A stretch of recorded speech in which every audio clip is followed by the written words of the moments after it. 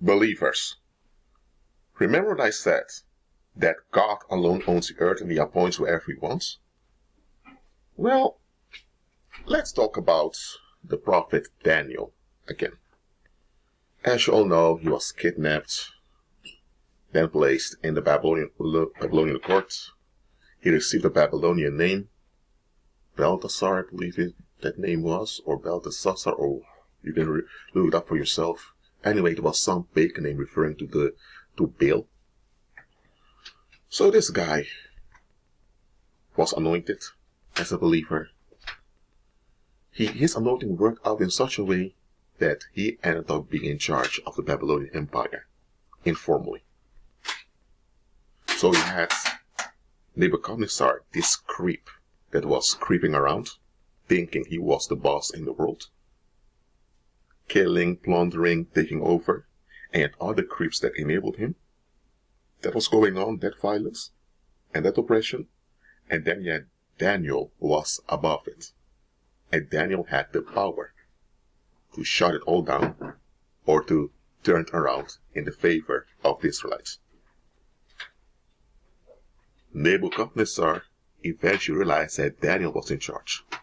Nebuchadnezzar went to Daniel for help at times.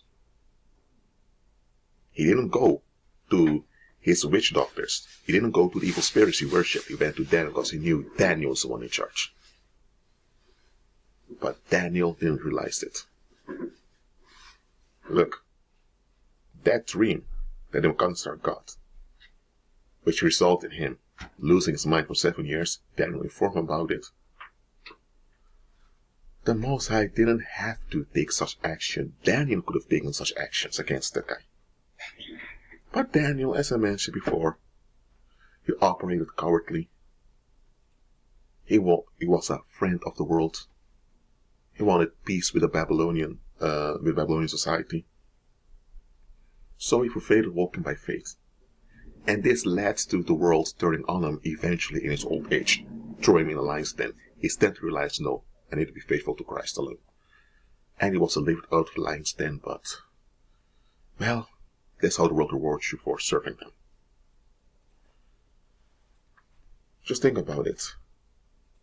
Daniel could have easily empowered more Israelites and shut down the whole Babylonian Empire, or they could allow the Babylonian Empire to remain in existence but turn all the benefits around for the Israelites. He could have. Nehemiah, a prophet came later. He did not seek to shut down the Medo-Persian Empire, but he made sure to push it around in the favor of his people. And his people, this generation, complied with it by refusing foreign help that who only wanted to sabotage them.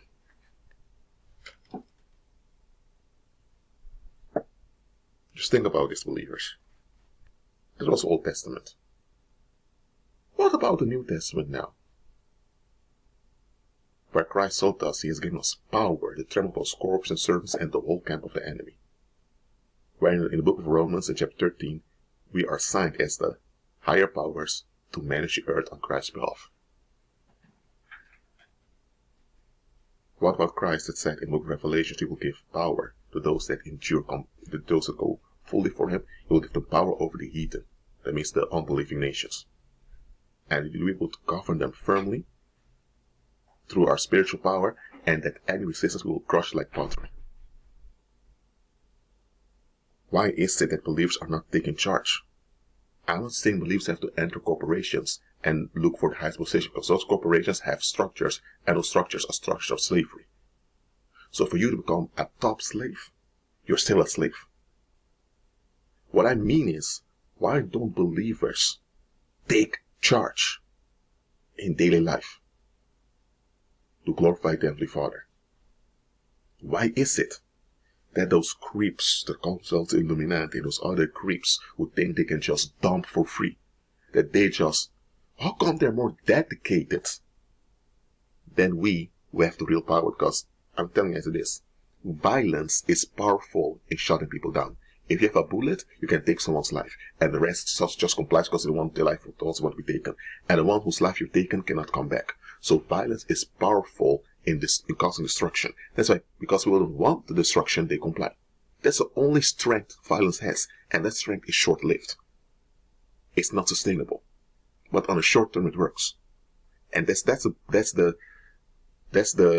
tool creeps use, violence. And a lot of people mistake violence for power. But real power is what believers have. So why aren't we using our power? Come on, believers. Why aren't you using your power? Where is your faith? Be at peace.